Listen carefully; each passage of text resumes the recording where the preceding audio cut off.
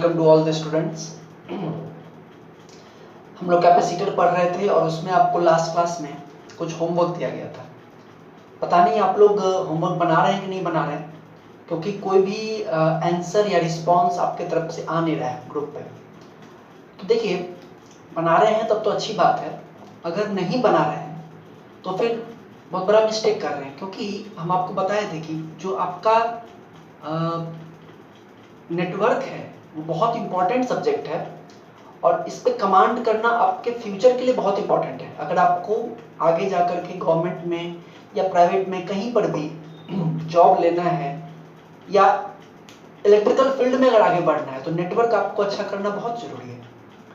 और इसके लिए ये जो बेसिक चीजें हैं, इंडक्टर, कैपेसिटर, पूरा का पूरा थर्ड सेम आपका बेसिक ही चीज है पूरा नेटवर्क का, तो उसको आप प्रैक्टिस कीजिए, है ना।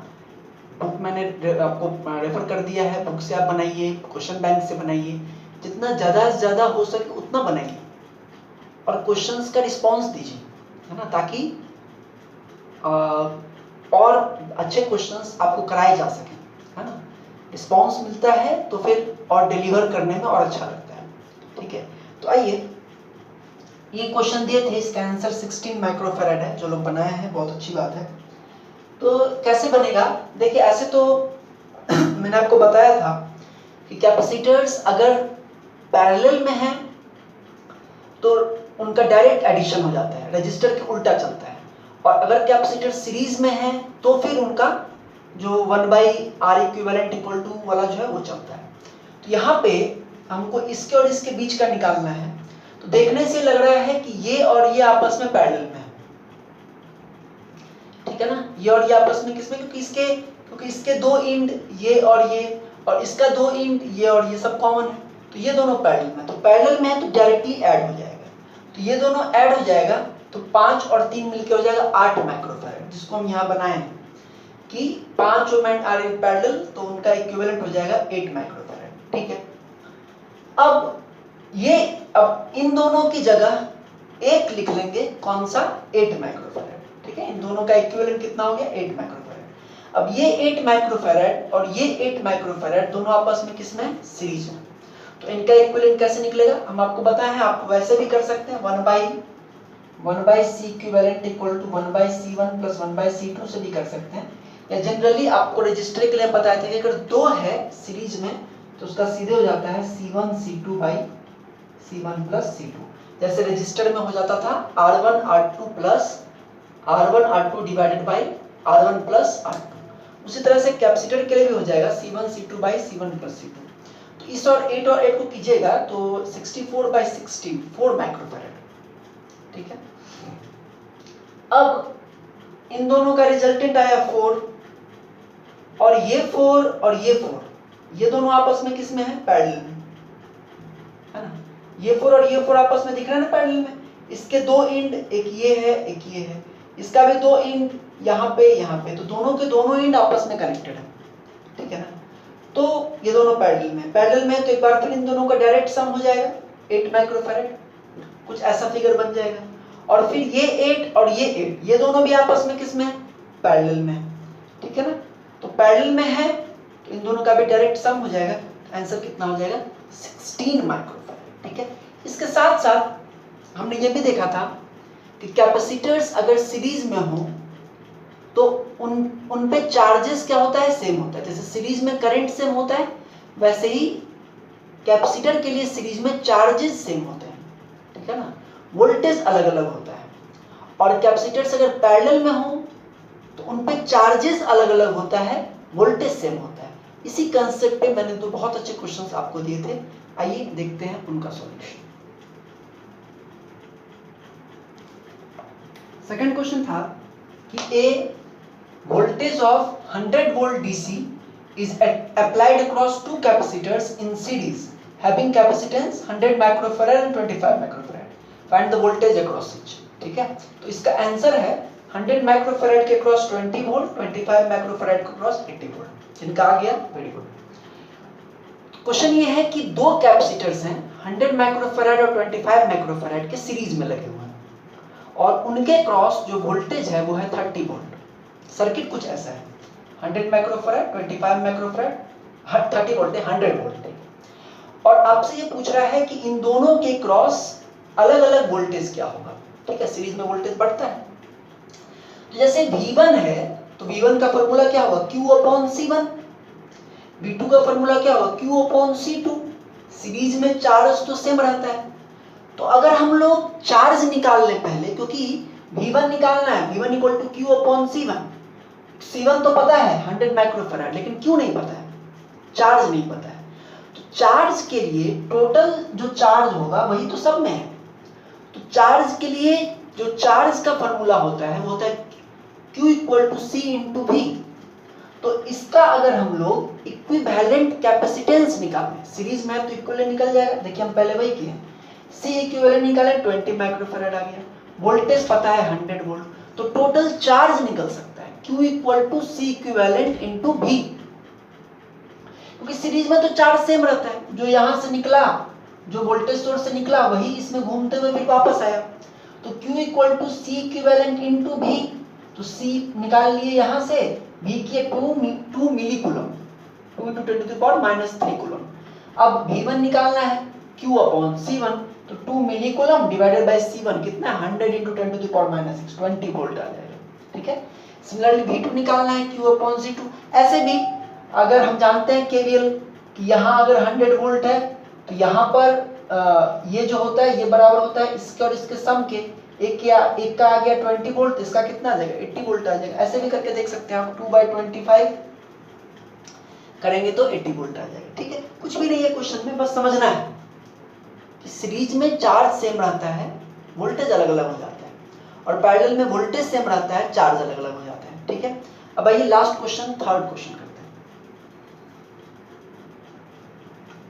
थर्ड क्वेश्चन ये है कि एक 50 microfarad capacitor is initially charge to accumulate 100 microcoulomb. एक 50 माइक्रोफैराड कैपेसिटर को कहीं से हमने चार्ज करा के लाया और उसके क्रॉस जो चार्ज है वो कितना है, 100 माइक्रोकूलम है। अब one uncharged capacitor of 200 microfarad is connected across it in parallel. अब उस जो ऑलरेडी चार्ज्ड है 50 माइक्रोफैराड वाला, उसके साथ हम कनेक्ट कर देते हैं पैरेलल में एक 200 माइक्रोफैराड का कैपेसिटर। ठीक है, तो ये पूछ रहा है कि how much charge is transferred, कितना चार्ज ट्रांसफर होगा। ऑब्वियसली एक कैपेसिटर है जिस पर कि 100 माइक्रोकूलम चार्ज है और उसके साथ लगाया जा रहा है एक 200 माइक्रोफैराड का कैपेसिटर जो कि डिस्चार्ज है, तो 50 माइक्रोफैराड वाले से कुछ चार्ज ट्रांसफर होके उस पे जाएगा। और ये कब तक होगा, अब कब तक होगा वो तो देखेंगे। जैसे कि वोल्टेज सोर्स के केस में कब तक होता था, जब दोनों की वोल्टेज सेम ना हो जाए, है ना। तो यहाँ पे भी ये चार्ज ट्रांसफर होगा और जब फाइनल चार्ज ट्रांसफर हो जाएगा उस समय आपसे पूछ रहा है कि how much charge is transfer, कितना चार्ज ट्रांसफर होगा। या आपसे एक्चुअली ये पूछ रहा है कि जब चार्ज ट्रांसफर हुआ तो कितना चार्ज, मतलब कि जब पूरा चार्ज ट्रांसफर हो गया, जब वो चार्ज ट्रांसफर की प्रोसेस खत्म हो गई तो कितना चार्ज 50 माइक्रोफैराड वाला पे बचा हुआ और कितना चार्ज 200 माइक्रोफैराड वाला बचा हुआ। देखिए समझिए बात, अगर एक कैपेसिटर चार्ज है और इसके साथ अगर हम एक अनचार्ज कैपेसिटर, ये चार्ज है, इसके क्रॉस कुछ वोल्टेज होगा, अभी मान लीजिए स्विच ओपन है, इसके क्रॉस कुछ वोल्टेज होगा, फिर क्या होगा, और इसके क्रॉस वोल्टेज कितना होगा, 0, क्योंकि चार्ज ही नहीं है। जैसे आप स्विच को ऑन करेंगे, देखिए ये वोल्टेज सोर्स नहीं है, ये कैपेसिटर है। वोल्टेज सोर्स का वोल्टेज कांस्टेंट रहता है क्योंकि उसके मीडियम उसके चार्ज को उसको सप्लाई देते रहते हैं। कैपेसिटर जैसा हमने देखा था लास्ट क्लासेस में कि कैपेसिटर जब डिस्चार्ज होता है तो उसके क्रॉस वोल्टेज भी घटते जाता है, ठीक है ना, क्योंकि V = Q/C। अगर चार्ज ही घट जाएगा तो वोल्टेज भी घट जाएगा। कैपेसिटेंस तो चलो कांस्टेंट है, चार्ज घटेगा तो वोल्टेज भी घटेगा। होगा क्या, ये अब जैसे स्विच को क्लोज करेंगे ये अपने चार्ज को इसको ट्रांसफर करेगा, इधर से इधर, इधर से इधर। यहाँ पर भी कुछ चार्जेस जमा होने लगेंगे और ये जो वोल्टेज है ये घटने लगेगा और इसका वोल्टेज बढ़ने लगेगा। मान लीजिए 10 वोल्ट था तो ये घट के 9, 8, 7, और ये जो है ये बढ़ करके 4, 5, 3 ऐसे होगा। जिस समय दोनों का वोल्टेज सेम हो जाएगा, जैसे मान लीजिए इसका 5 इसका भी 5, जिस समय दोनों का वोल्टेज सेम हो गया उसके बाद चार्ज का ट्रांसफर रुक जाएगा। तो आपसे यही पूछ रहा है कि जब चार्ज का ट्रांसफर रुक जाए, मतलब जब दोनों का वोल्टेज सेम हो जाए, तब इस पे कितना चार्ज है, इस पे कितना चार्ज है ना। जरूरी नहीं कि इस पे सारा चार्ज चला जाए, समझ रहे बात। मान लीजिए इसके पास 100 कूलम है ना, जैसे यहाँ पर इसके पास 100 माइक्रो कूलम है, तो हम 100 कूलम लेके चलना। मान लीजिए 100 कूलम लेकर के ये बढ़ा, इधर गया इधर गया इधर गया, 100 में से मान लीजिए 40 गया इधर, और इतने में क्या हुआ कि इसका वोल्टेज इसके बराबर हो गया। क्योंकि वोल्टेज कितना होगा वो तो चार्ज पे भी डिपेंड करता है और कैपेसिटेंस पे भी डिपेंड करता है। मान लीजिए इधर से 40 गया इधर, मतलब यहाँ पे 40 हुआ और इतने में ही दोनों का वोल्टेज सेम हो गया, तो बस रुक जाएगा। इस पे 60 बचा रहेगा, इस पे 40 बचा रहेगा। तो आपसे यही पूछ रहा है मतलब कि बेसिक कंसेप्ट क्या है, जब दोनों का वोल्टेज सेम हो जाएगा तब चार्ज ट्रांसफर रुक जाएगा। मैंने इसी बेस पे क्वेश्चन को बनाया है। Initial charge on 50 microfarad capacitor, initial charge कितना है 100 माइक्रोकूलम। मान लीजिए चार्ज ट्रांसफर होने के बाद इस पे चार्ज बचता है Q1, इस पे चार्ज बचता है Q2, ठीक है। वही लिखे, let after charge transfer charge on 50 microfarad by Q1 and on 200 microfarad by Q2। तो देखिए 100 में से ही तो दोनों का ट्रांसफर हुआ होगा, है ना। मेरे पास 100 रुपया है और हम कोई मांगा हमसे कुछ, तो क्या हम उसको 200 दे सकते हैं? 100 में से ही कुछ देंगे, भाई 40 तुम रख लो, 60 मेरे पास है, या 80 तुम रख लो, 20 मेरे पास, या पूरा का पूरा दे देंगे। मेरे पास जो होगा वही तो देंगे। तो 100 माइक्रोकूलम है, इसी में से कुछ इसमें ही बचेगा, कुछ इसमें ही बचेगा। तो Q1 plus Q2 will be equal to 100 microcoulomb, correct. दूसरा पैरेलल में है, ऐसे ये तो दोनों कनेक्टेड है, केवीएल लगाइए, इसका वोल्टेज सेम ही होना चाहिए। तो जो वोल्टेज इस पे होगा वही वोल्टेज इस पे होगा। अब इसका वोल्टेज कैसे निकलेगा, Q/C, तो Q तो पता नहीं है, तो Q1/50 माइक्रोफैराड, और इसका क्या हो जाएगा Q2/200 माइक्रोफैराड। यहाँ से Q1 Q2 के बीच में एक और रिलेशन निकल जाएगा, एक रिलेशन तो यहाँ से निकला और एक और रिलेशन यहाँ से निकल जाएगा, और इन दोनों से इसमें से Q2 निकाल के आप इसमें पुट कर दीजिए, तो you will get Q1 equal to 20 microcoulomb और Q2 इक्वल टू 80 माइक्रोकूलम, है ना।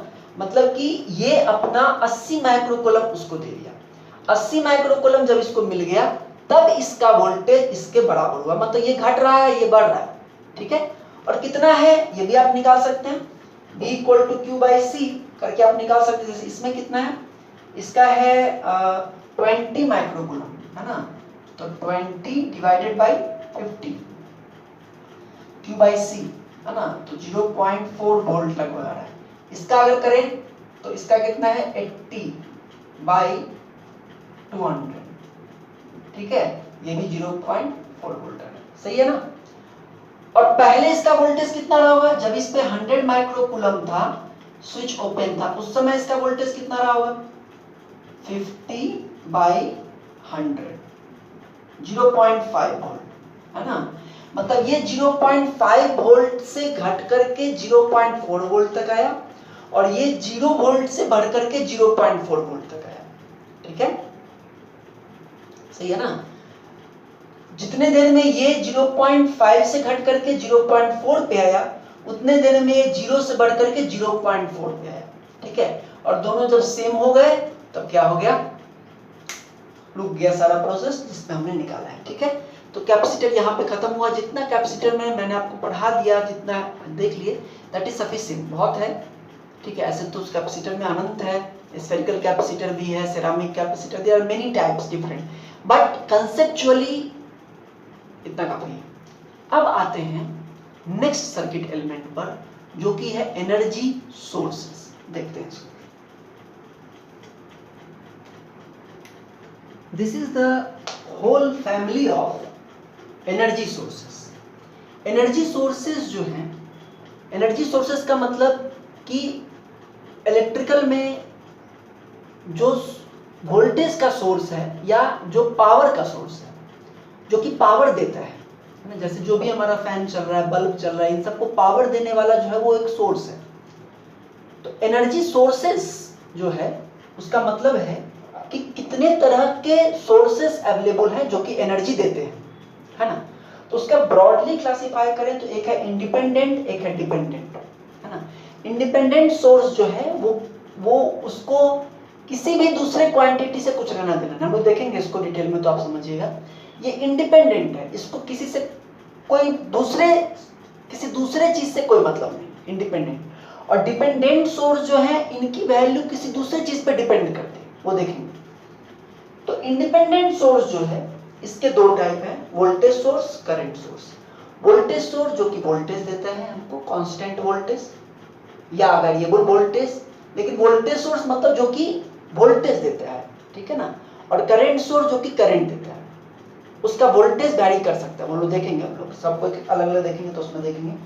वोल्टेज सोर्स के फिर दो टाइप हैं, DC voltage source, AC voltage source, ठीक है। डीसी वोल्टेज सोर्स जो कांस्टेंट डीसी दे, कुछ इस टाइप से, जो कि हम लोग देख भी चुके हैं। और एसी वोल्टेज सोर्स जिसकी वोल्टेज का मैग्नीट्यूड भी चेंज करे, पोलैरिटी भी चेंज करे, वो क्या है, अल्टरनेटिंग करंट वोल्टेज सोर्स, ठीक है। सिमिलरली करंट सोर्स में भी डीसी करंट सोर्स जो कांस्टेंट डीसी करंट दे, और अल्टरनेटिंग करंट सोर्स जो कि वेरिएबल चेंज होता हुआ अल्टरनेटिंग करंट है। इन सब के साथ इनका सिंबल भी हम रिप्रेजेंट किए हैं। ये अंदर में plus minus DC voltage source का है, इसको ऐसे भी करते हैं, बैटरी के रूप में भी दिखाते हैं, नो प्रॉब्लम, ठीक है ना। एसी वोल्टेज सोर्स को इस तरह से करते हैं, सर्किल में ये इस तरह से, ठीक है। Current source, DC current source का सर्किल में ये एरो ऊपर का मतलब करंट ऊपर की तरफ है ना। यहाँ पे प्लस का मतलब बैटरी, ये माइनस, आप जानते हैं। और अल्टरनेटिंग में ये प्लस माइनस चेंज होते रहेगा, वो देखेंगे हम लोग। और एसी करंट सोर्स का ये एरो रहेगा, लेकिन बीच में एसी का सिंबल रहेगा। डिपेंडेंट सोर्सेस जो होते हैं, हम लोग पढ़ेंगे इसको, वो सर्किट के किसी और वैल्यू पे डिपेंड करता है, देखेंगे उसके टाइप्स भी देखेंगे, एग्जांपल भी देखेंगे। तो डिपेंडेंट सोर्स के चार टाइप हैं, एक है current dependent current source. Current dependent current source का मतलब है तो ये करंट सोर्स, लेकिन ये सर्किट के कहीं के करंट पे भी डिपेंड कर रहा है ना। सिंबल इसका डायमंड शेप वाले में होता है, डिपेंडेंट सोर्स इसका सर्किल में होता है, और इंडिपेंडेंट का सर्किल के अंदर होता है, डिपेंडेंट का डायमंड के अंदर में होता है ना। करंट सोर्स है तो ऐसे करंट का सिंबल, और करंट पे डिपेंड कर रहा है इसलिए अल्फा आई, पढ़ेंगे इसको। नेक्स्ट है करंट डिपेंडेंट वोल्टेज सोर्स, ये एक वोल्टेज सोर्स है, वोल्टेज देगा, लेकिन किस पे डिपेंड कर रहा है, सर्किट के किसी करंट पे डिपेंड कर रहा है। तो उसका सिंबल डायमंड के अंदर प्लस माइनस अल्फा भी, क्योंकि वोल्टेज पे डिपेंड कर रहा है। नेक्स्ट है वोल्टेज डिपेंडेंट करंट सोर्स, ऐसा सोर्स जो कि है तो करंट सोर्स लेकिन डिपेंड कर रहा है वोल्टेज पे, तो सिंबल ये है अल्फा भी, सिंबल करंट का डिपेंड कर रहा है वोल्टेज पे, इसलिए अल्फा भी। और लास्ट है वोल्टेज डिपेंडेंट वोल्टेज सोर्स, है वोल्टेज सोर्स लेकिन डिपेंड कर रहा है किस पे, वोल्टेज पर, तो प्लस माइनस अल्फा भी। इन सब में से बेसिकली आपको ये तो देखना ही है, ये भी देखना है, डीसी करंट सोर्स भी देखना है, एसी करंट सोर्स नहीं उतना इंपॉर्टेंट है इसलिए इसको नहीं देखना है हम लोग को। और ये चारों भी ब्रीफ डिस्क्रिप्शन देखना है, क्योंकि इन सब का यूज पड़ता है न्यूमेरिकल्स में, ठीक है। तो हम लोग अभी फिलहाल इसको देखेंगे, डीसी को देखेंगे, क्योंकि डीसी पहले आपको हम पढ़ा करके फिर आपको नोड और मेश पढ़ा करके कंप्लीट करेंगे इस फर्स्ट पार्ट को, ताकि फिर आप चक्रवर्ती के या वीके मेहता के लॉट्स ऑफ प्रॉब्लम सॉल्व कर सकें, है ना। क्योंकि node, mesh, KVL, KCL, current division, voltage division आप समझ जाएंगे, बनाना समझ जाएंगे, तो आपके पास हजारों क्वेश्चंस चक्रवर्ती में अवेलेबल हैं उसको बनाने के लिए, ठीक है। उसके बाद फिर हम लोग पावर सिस्टम और मेजरमेंट का एक राउंड खत्म करके आएंगे, तब दूसरे राउंड में फिर हम लोग एसी वोल्टेज सोर्स पर जाएंगे, और इससे रिलेटेड जो भी चीजें हैं उन सबको खत्म करेंगे पूरा, ठीक है। तो और इसलिए अभी फिलहाल हम आपको डीसी वोल्टेज सोर्स पढ़ाएंगे, डीसी करंट सोर्स पढ़ाएंगे, और ये डिपेंडेंट चारों पढ़ाएंगे, क्योंकि इन सब का यूज है आपके नोडल मेश के रिलेटेड न्यूमेरिकल्स में। आइए सबसे पहले स्टार्ट करते हैं DC voltage source. DC voltage source just like a battery, no battery ही है डीसी वोल्टेज सोर्स, मतलब बैटरी। और बैटरी की इंटरनल वर्किंग हम लोग पढ़ चुके हैं, थोड़ा बहुत, ज्यादा जरूरत भी नहीं है, जो जरूरत था वो कैपेसिटर में बताया आपको। लेकिन इसके अलावा भी इसमें एक इंपॉर्टेंट चीज है, कुछ चीजें इंपॉर्टेंट है, कुछ ग्राफ्स इंपॉर्टेंट है, तो उसको देखते हैं। देखिए डीसी वोल्टेज सोर्स का मतलब है एक ऐसा सोर्स जो कि हमको कंटिन्यूअसली एक डायरेक्शन में एक मैग्नीट्यूड का वोल्टेज दे। वोल्टेज का मतलब जूल पर कूलम, है ना, प्रत्येक कूलम को एनर्जी कांस्टेंट दे, एक डायरेक्शन में दे। अब इसमें भी डीसी वोल्टेज सोर्स जो है इसमें भी होता है, एक होता है आइडियल और एक होता है practical. Ideal DC voltage source, अब प्रैक्टिकल डीसी वोल्टेज सोर्स।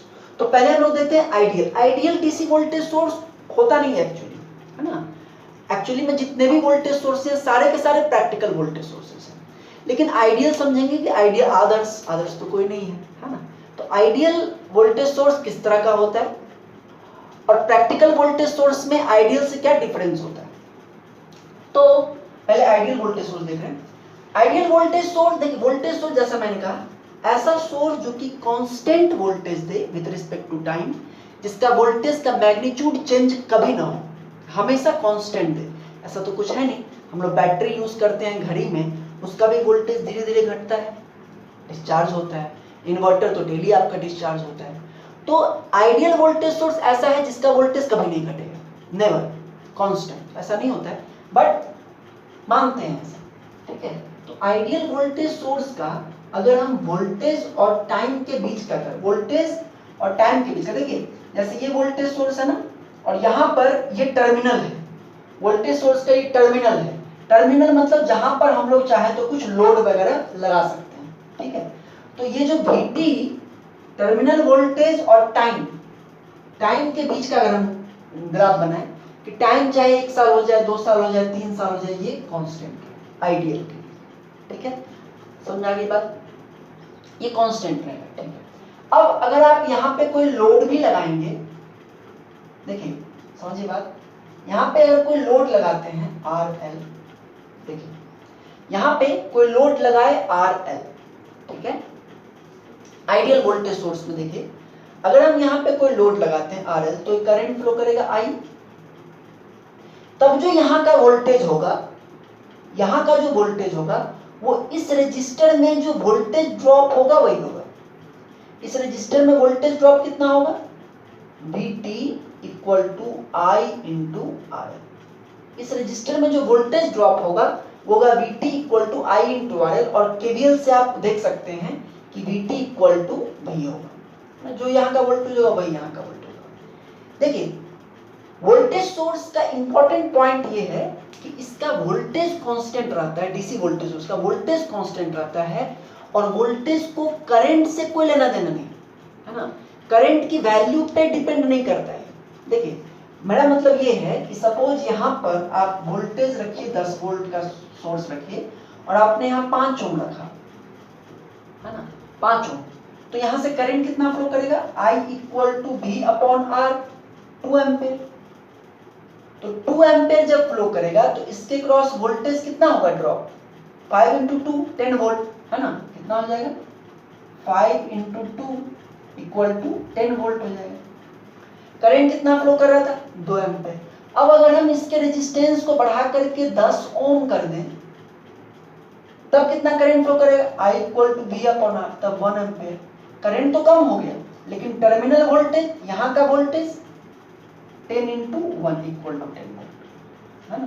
तो इसका मतलब ये है कि एक डीसी वोल्टेज सोर्स में आइडियल डीसी वोल्टेज सोर्स में जो वोल्टेज है, जो टर्मिनल वोल्टेज है, जो लोड को मिल रहा है, इसके कारण वो कांस्टेंट होता है, इंडिपेंडेंट ऑफ करंट, करंट के इंडिपेंडेंट। करंट चाहे जो भी हो, टर्मिनल वोल्टेज आपको उतना ही मिलेगा। तो अगर इसका हम कर्व बनाएं VT और I के बीच का, करंट और टाइम के, वोल्टेज और टाइम के बीच का, तो ये हो गया वोल्टेज और करंट के बीच का। करंट चाहे कुछ भी हो, वोल्टेज क्या रहेगा, कांस्टेंट रहेगा। टर्मिनल वोल्टेज क्या रहेगा, कांस्टेंट रहेगा। तो उसका कर्व कैसा बनेगा, करंट चाहे वैरी हो, ये वैल्यू हो करंट की, ये वैल्यू, ये वैल्यू, ये वैल्यू, हर वैल्यू पे वोल्टेज क्या है, सेम है। तो उसका कर्व कैसा बनेगा, कुछ इस टाइप से 10 वोल्ट कांस्टेंट। करंट अगर 1 एम्पियर है तो भाई 2 एम्पेयर है तो भी, 3 एम्पेयर है तो भी, जो भी है वोल्टेज कांस्टेंट रहेगा। ये है आइडियल वोल्टेज सोर्स, ठीक है। लेकिन प्रैक्टिकली जब भी आप, ये तो आइडियल वोल्टेज सोर्स का है ना, नहीं, प्रैक्टिकली ये देखा जाता है कि जब भी आप किसी लोड से कनेक्ट करते हैं, है ना, जब भी आप किसी लोड से कनेक्ट करते हैं तो यहां का जो वोल्टेज मिलता है Vt, ऐसा देखा गया कि जब भी किस, जैसे यहाँ 10 वोल्ट है Vt, यहाँ Vt, यहाँ का वोल्टेज होगा Vt, तो जब यहाँ का वोल्टेज मेजर किया गया, है ना, जब यहाँ का वोल्टेज मेजर किया गया तो वो जो है V से कुछ कम मिला। समझ वाली बात क्यों है देखेंगे अभी, आप लोग खुद समझिए क्यों ऐसा है।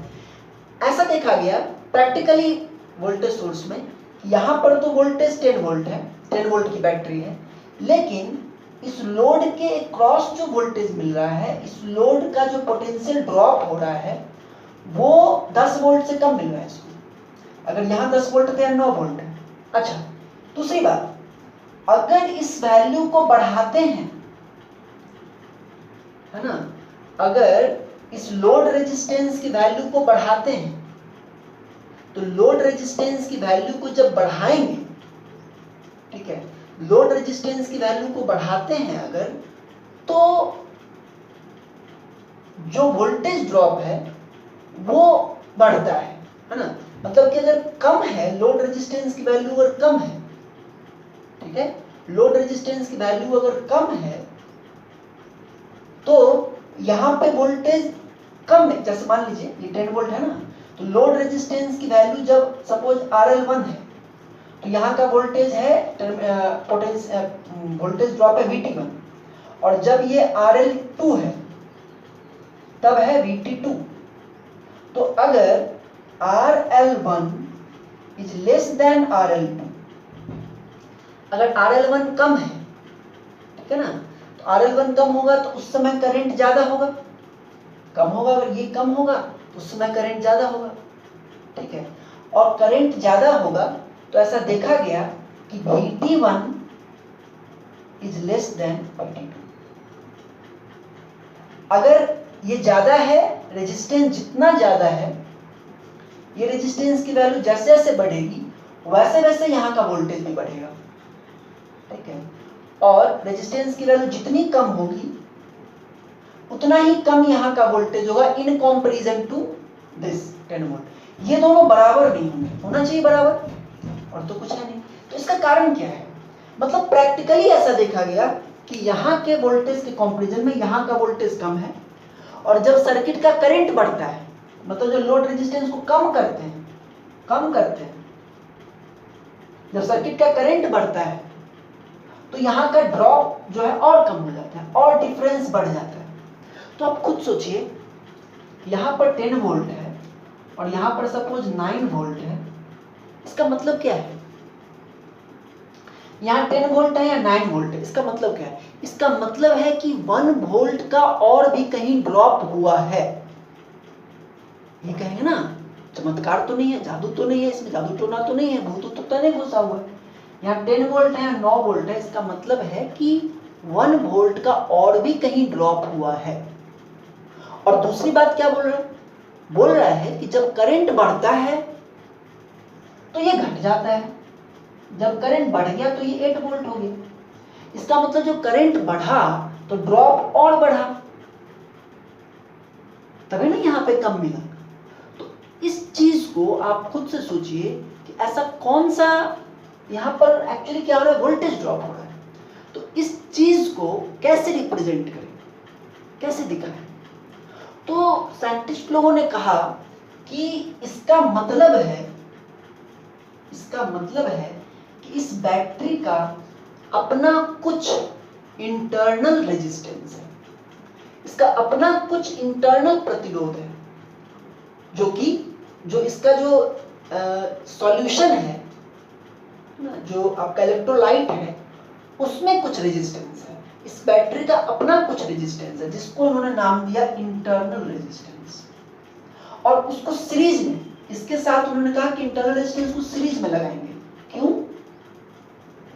क्योंकि प्रॉपर्टी क्या हो रही है, करंट बढ़ रहा है तो ड्रॉप भी बढ़ रहा है, यहाँ पे वोल्टेज कम मिल रहा है ना, करंट बढ़ रहा है तो यहाँ पे वोल्टेज कम मिल रहा है, तो सीरीज में लगाएंगे तो क्या होगा कि करंट बढ़ेगा तो इसका ड्रॉप बढ़ेगा, है ना, तो यहाँ पे वोल्टेज कम मिलेगा। तो ये उन्होंने कहा कि आइडियल वोल्टेज सोर्स से प्रैक्टिकल वोल्टेज सोर्स इस मायने में डिफरेंट है कि प्रैक्टिकल वोल्टेज सोर्स में एक इंटरनल रेजिस्टेंस होता है जो कि सीरीज में होता है, जो कि वोल्टेज सोर्स के साथ सीरीज में होता है, और इसमें ड्रॉप होता है ना, और उसके कारण यहाँ का वोल्टेज हमको कम मिलता है।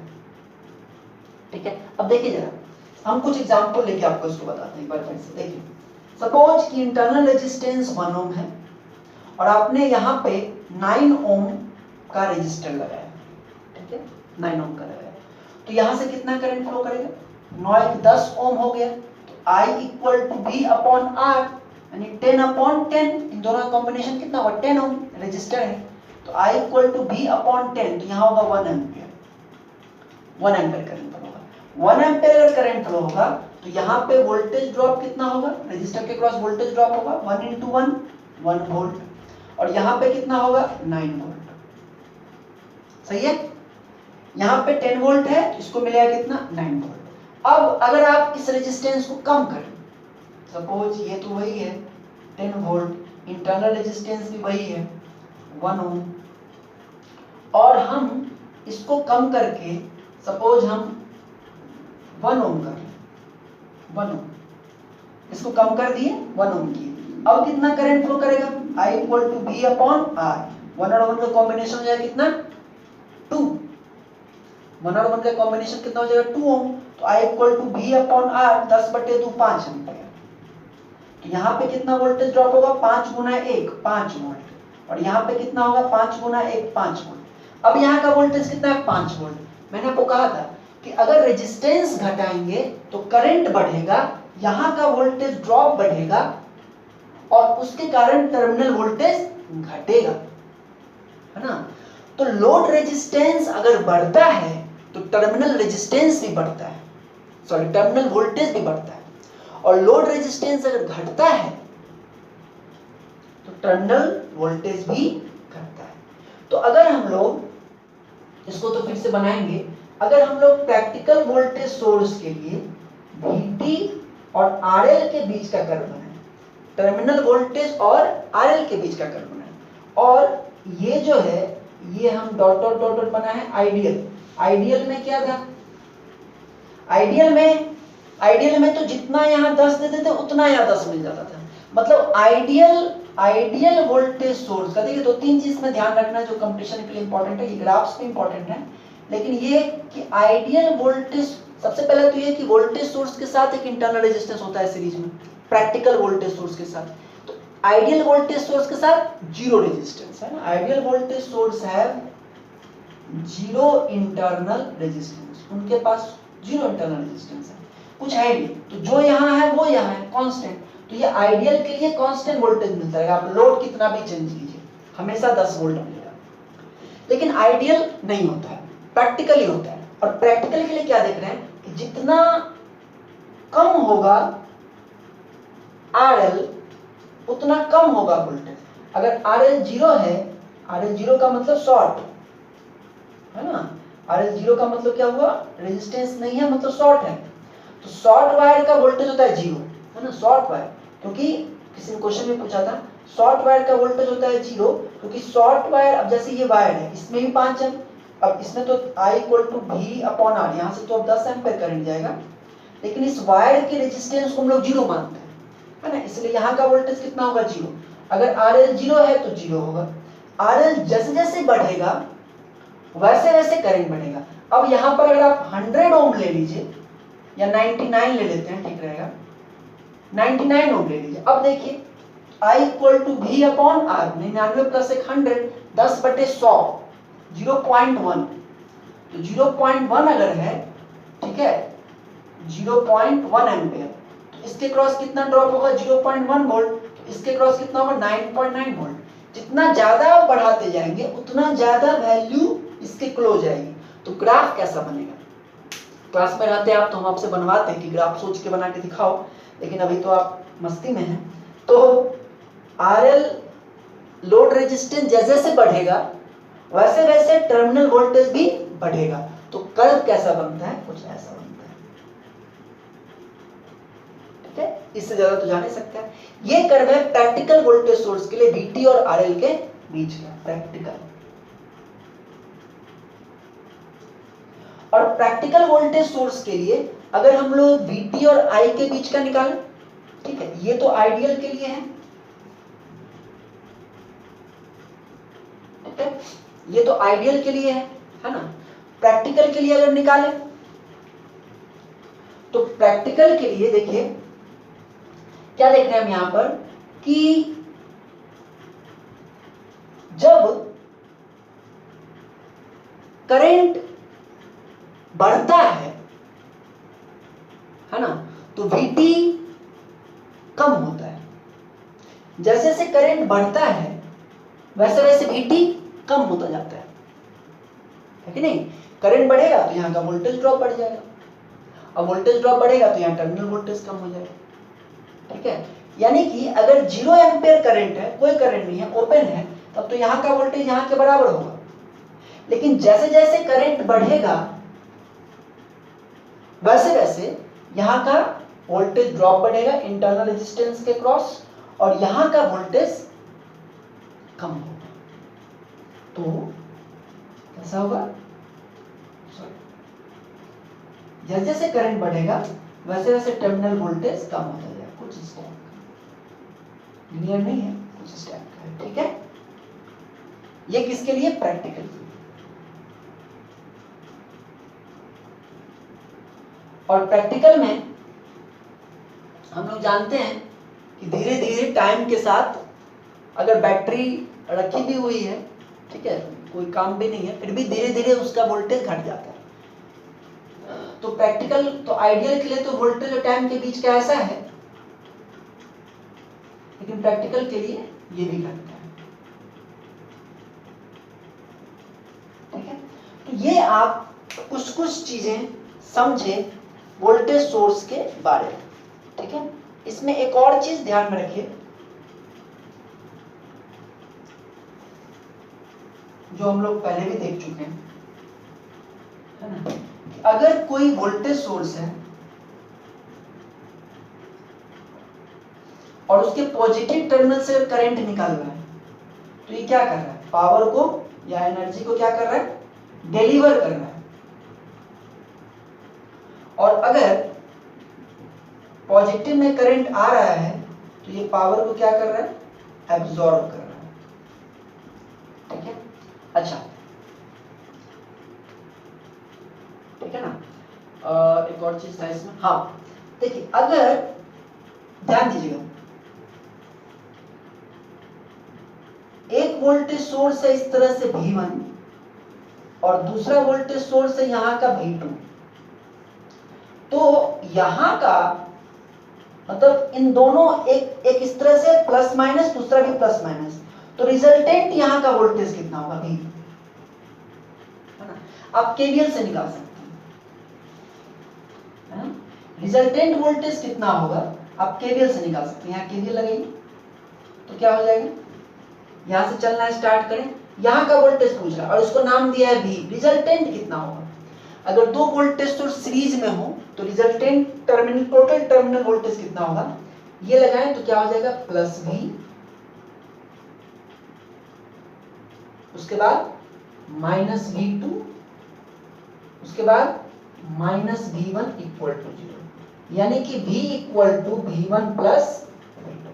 अगर इस तरह से वोल्टेज सोर्सेस हैं प्लस माइनस, तो इन दोनों का सम हो जाता है, 10 वोल्ट 5 वोल्ट दोनों मिलके 15 वोल्ट हो जाएगा। ठीक है, और इसी का अगर उल्टा करें, दो ही नहीं कितने भी हो, एनी नंबर कितने भी हो, सब आपस में जुड़ जाएगा अगर इस तरह से प्लस माइनस।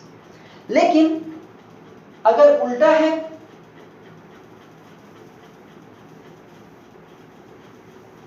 कुछ इस तरह से है, suppose plus minus plus minus plus minus इस तरह से, तो इनका रिजल्टेंट क्या होगा? V, ये V1, V2, V3, V4, जितने भी प्लस माइनस, जैसे ये प्लस माइनस है, ये प्लस माइनस, इस तरह से वो सब ऐड हो जाएंगे और बाकी जो है वो सब्ट्रैक्ट हो जाएगा। आप देख लीजिए यहाँ पे केवीएल लगाइए, तो क्या होगा? यहाँ से चले तो क्या होगा? V, उसके बाद यहाँ पर आएंगे तो क्या होगा? Minus V4 minus V3। अब यहाँ पे देखिए, या इसका तो हो गया V, ऐसे घूमे प्लस तो V, यहाँ से आए तो पहले क्या मिला? माइनस, तो माइनस V4, ऊपर गए, अब माइनस, इसका काम हो गया, इसका माइनस देखिए हो गया, फिर ऐसे घूम के ऊपर गए तो इसका भी क्या मिला? माइनस, तो माइनस V3। उसके बाद फिर इस पे आए तो इसका क्या क्या मिला? पहले साइन प्लस, तो प्लस V2, और फिर इस पे आए तो कितना मिला? Minus V1 equal to 0 complete. तो V क्या हो गया? देखिए V4 plus V3 plus V1 minus V2। ठीक है, इसका मतलब है कि अगर ये 10 वोल्ट की बैटरी है और इसके साथ आप इस तरह से 5 वोल्ट की बैटरी लगाए हैं तो रिजल्टेंट कितना होगा? समझिए ध्यान से, है ना?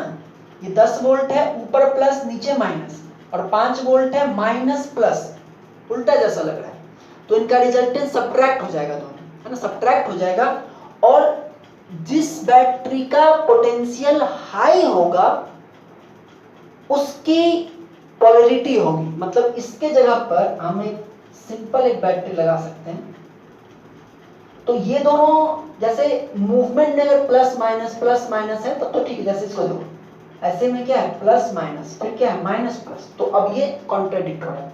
अगर इस तरह से है माइनस प्लस तब तो ठीक है, लेकिन अगर उल्टा है प्लस माइनस प्लस, तो फिर ये सब्ट्रैक्ट होगा, और जो फाइनल पोलैरिटी होगी वो उसकी होगी जिसका वोल्टेज ज्यादा है, जैसे यहाँ 10 वोल्ट है या 5 वोल्ट है, ठीक है? तो दोनों अपोजिट पोलैरिटी में घटेगा, तो वैल्यू तो होगी 5 वोल्ट, लेकिन ये 10 वोल्ट वाले की जो पोलैरिटी है कितना है? ऊपर प्लस नीचे माइनस, ये आएगा रिजल्टेंट वाले पर। बात समझ में आ रही है? देखिए तो तुम देख लीजिए यहाँ पर ताकि आपका कंसेप्ट क्लियर हो। जैसे कि देखिए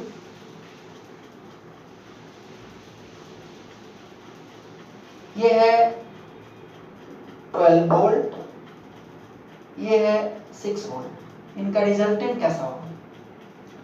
देखिए एक सीक्वेंस में नहीं है, माइनस प्लस है फिर प्लस माइनस है, सीक्वेंस मतलब माइनस प्लस तो फिर माइनस प्लस होना चाहिए, ये उल्टा है तो सब्ट्रैक्ट होगा, ठीक है? 12 में से 6 जाएगा 6 होगा, ठीक है? अब पोलैरिटी का सोचना है, तो देखिए बड़ा कौन है? 12 वोल्ट वाला बड़ा है, और इसकी पोलैरिटी क्या है? ऊपर माइनस नीचे प्लस, तो इसका जो रिजल्टेंट बनेगा उसमें ऊपर माइनस होगा नीचे प्लस होगा, और इसकी पोलैरिटी कितनी होगी? 6 वोल्ट। समझ में आ रही है बात? अब देखिए जरा,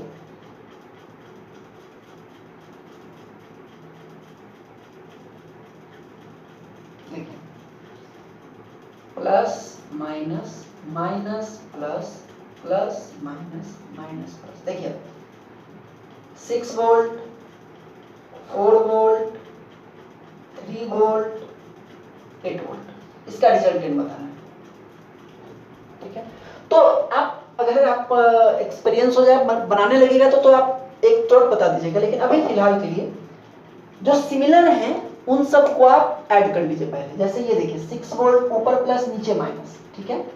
इस तरह का एक और, ये तो नहीं है सिमिलर क्योंकि इसमें ऊपर माइनस है नीचे प्लस है, ये है उस तरह का, इसमें ऊपर प्लस है नीचे माइनस है, तो सिमिलर वाले को एक साथ करके ऐड कर लेते हैं। ये 6 वोल्ट ये 3 वोल्ट एक जैसा है ना, इसमें ऊपर वाले प्लेट पे प्लस है नीचे वाले पे माइनस है, 3 में भी क्या है? ऊपर वाले में प्लस है नीचे वाले माइनस, तो ऊपर प्लस नीचे माइनस करके 9 वोल्ट लिख लेते हैं। फिर 2 है इसके जैसा, ये क्या है? ऊपर माइनस नीचे प्लस 4 वोल्ट, ये है ऊपर माइनस नीचे प्लस 8 वोल्ट, तो ऊपर माइनस नीचे प्लस 12 वोल्ट। अब सोचिए, अब ये है ऊपर प्लस नीचे माइनस, ये है ऊपर माइनस नीचे प्लस, सब्ट्रैक्ट होगा, 12 में से 9 जाएगा 3 वोल्ट होगा, लेकिन रिजल्टेंट किसका होगा? रिजल्टेंट इसका होगा क्योंकि इसकी वैल्यू बड़ी है, और इसका क्या है? ऊपर माइनस नीचे प्लस। समझ में आया बात? तो इस तरह से सोर्सेस का एडिशन सब्ट्रैक्शन वगैरह हम लोग कर सकते हैं। बस आपको ये देखना है कि एक सीक्वेंस में है कि अलग सीक्वेंस में है। एक सीक्वेंस में जितने होंगे उन सबको ऐड कर दीजिए और अपोजिट सीक्वेंस में जितने होंगे उन सबको ऐड कर दीजिए, फिर उन दोनों को सब्ट्रैक्ट कर दीजिए। बस ये देख लीजिए कि कौन सा बड़ा है और उसकी जो पोलरिटी होगी वही पोलरिटी आपके वेक्टर की हो जाएगी। समझ में आ गई बात? तो इस तरह से सीरीज में सेल्स को हम लोग ऐड करते हैं। अच्छा, हो सकता है अगर पैरेलल में हो तो पैरेलल में वोल्टेजेस क्या होते हैं? पैरेलल में वोल्टेज सेम होता है, तो पैरेलल में 2 बैटरी होगा तो सेम वोल्टेज सोर्स का लगा हुआ होगा। या अगर मान लीजिए नहीं भी लगा हुआ है, जैसे देख लीजिए, देखिए ये अगर इस तरह का है 12 वोल्ट और ये 6 वोल्ट, ठीक है, ये सर्किट सही नहीं है क्योंकि अच्छा मान लीजिए यहाँ पर कोई लोड में लगाना है, ठीक है, ये तीनों पैरेलल में है, ये सर्किट करेक्ट नहीं है। क्यों? क्योंकि पैरेलल में वोल्टेजेस को सेम होना है। ये 12 वोल्ट और 6 वोल्ट है। हाँ, ये हो सकता है कि स्टार्टिंग में ऐसा हो, फिर क्या होगा, ये 12 वोल्ट वाला इसको चार्ज करेगा, है ना, 12 वोल्ट वाला इसको चार्ज करके इसको चार्ज करेगा और तब फिर एक बार फिर इसको चार्ज करके 12 वोल्ट पे लाएगा और तब सेम होगा, तब फिर तीनों पैरेलल में होंगे और सबका वोल्टेज सेम होगा। पैरेलल में वोल्टेजेस मस्ट बी सेम, ठीक है ना। तो अगर 12 वोल्ट यहाँ है, 6 वोल्ट यहाँ है, तो अभी ये सर्किट गलत है। हाँ, अगर ऐसा कह रहा है कि ये चार्ज होने वाला है, चार्ज हो सकता है, तो भी चार्ज होगा और चार्ज होकर के ये अपने वोल्टेज को बिल्डअप करेगा, ठीक है ना, और तब फिर होगा, ठीक है। तो ऐसे, ठीक है, तो पैरेलल में वोल्टेजेस सेम रहते हैं, इसलिए पैरेलल में आपको ये सब करना नहीं पड़ेगा। सीरीज में ही वोल्टेज सोर्सेस को हम लोग ऐड करते हैं, सब्ट्रैक्ट करते हैं, जो आपने सीख लिया, ठीक है। अब ये डीसी वोल्टेज सोर्स में इतनी जानकारी काफी है। अब देखते हैं current source, but time is over, काफी टाइम हो गया, तो डीसी करंट सोर्स हम अगले क्लास में पढ़ लेंगे। अगले क्लास में डीसी करंट सोर्स पढ़ेंगे और उसके बाद डिपेंडेंट सोर्सेस पढ़ेंगे और उसके बाद फिर आपका सर्किट का केसीएल केवीएल नोडल में स्टार्ट करेंगे, ठीक है। प्रैक्टिस कीजिए ना प्लीज, आप लोग बुक से प्रैक्टिस कीजिए, बनाइए क्वेश्चन और जो होमवर्क दिया जाए उसका आंसर दीजिए, घबराइए नहीं, गिव योर आंसर, ठीक है। कुछ भी मत सोचो, बस सॉल्यूशन करो और आंसर भेजो, ठीक है। Best of luck.